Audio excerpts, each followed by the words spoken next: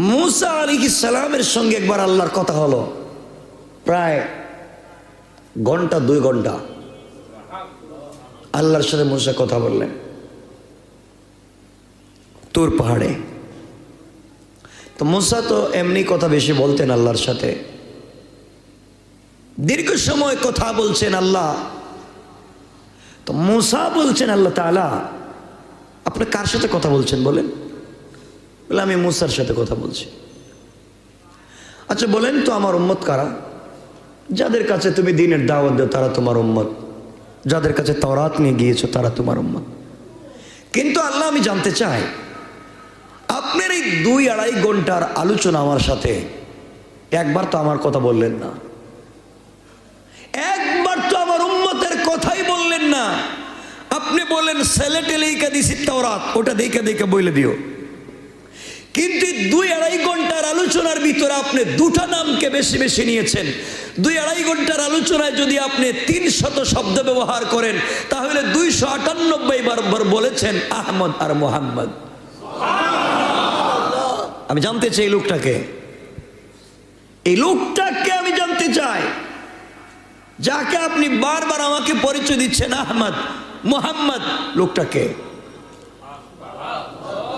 আমি কথা বলছি আপনার সাথে, আমার তো নামও নিতে পারলেন না। আল্লাহ বলছেন মুসা তাহলে শোনো, যার দয়ায় যার কারণে এই গোটা সৃষ্টিকে আমি আল্লাহ সাজিয়ে ডেকোরেশন করে রেখেছি,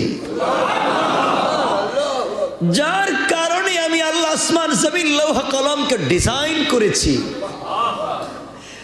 মুসা তুমি জানো না আরশে আসিম থেকে নিয়ে দুনিয়া পর্যন্ত আমার সকল সৃষ্টির দিকে তুমি যদি পরখ করে চোখ মেলে থাকাও সকল জায়গায় দেখবে আমি আল্লাহর হাতে যত ডিজাইন করা সকল ডিজাইনে আহমদ আর মোহাম্মদ নাম লিখে রেখে দিয়েছি।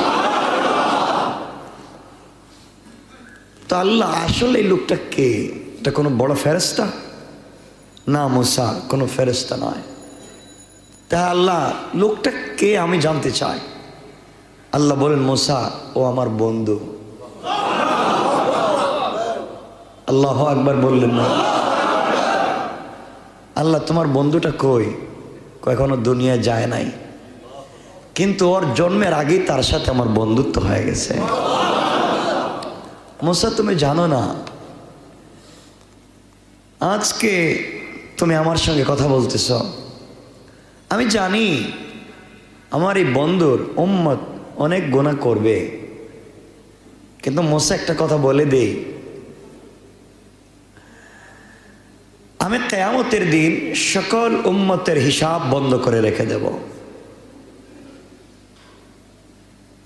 সকল উম্মতকে আমি আল্লাহ জান্নাতে যেতে দিব না, দাঁড় করায় রেখে দিব যতক্ষণ পর্যন্ত আমি এই বন্ধুর উম্মতের বিচার না করব।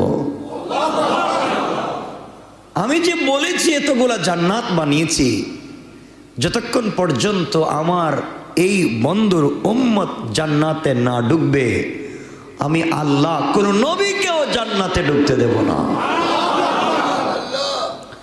আল্লাহ তুমি তাদেরকে এত ভালোবাসো কেন? মুসা তুমি জানো না ভালোবাসার অনেকগুলো কারণ আছে। এর মধ্যে কিছু কারণ হচ্ছে আমি যাকে বন্ধু বানিয়েছি, যার নাম আহমদ আর মোহাম্মদ দিয়েছি, তুমি তো একটা গ্রামের নবী, এলাকার নবী, দেশের নবী। এই এলাকার ভিতরেও দ্বীনের প্রচার করতে গিয়ে কয়জন মানুষ পাইছ? মানুষ পাও না, মানুষ দ্বীনের কথা শোনে না। শোনো মুসা, দ্বীনের দাওয়াত দিচ্ছ রাত দিন, দিলের ভিতরে দরদ আছে, দিচ্ছ ঠিক, কিন্তু আমি যাকে বন্ধু বানিয়েছি সে তার দরদ নেয়া, তার কথা ভাববে না। আমি তোমাকে বলছি মুসা, নূহ আলাইহিস সালামকে আমি বললাম চলে যাও, নৌকায় উঠে চলে যাও। নূহ আলাইহিস সালাম উঠলেন, কিন্তু তার ছেলে কেনান যখন পানিতে ডুবে যায় মুসা, তখন এই নূহ যাকে আমি পয়গম্বর বানালাম তিনি উম্মতের কথা বাদ দিয়া তার ছেলেকে টানলেন।